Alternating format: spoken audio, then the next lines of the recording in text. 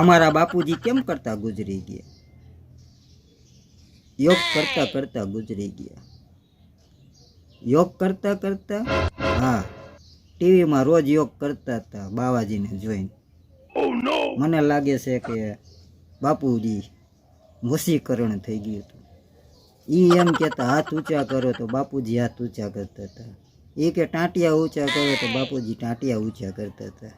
નીચું મોઢું કરો તો બાપુજી નીચું મોઢું કરતા હતા.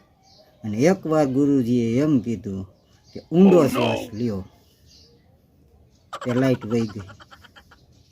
અડધી કલાક પછી લાઈટ આવી, જોયું તો બાપુજી ગુજરી ગયા હતા.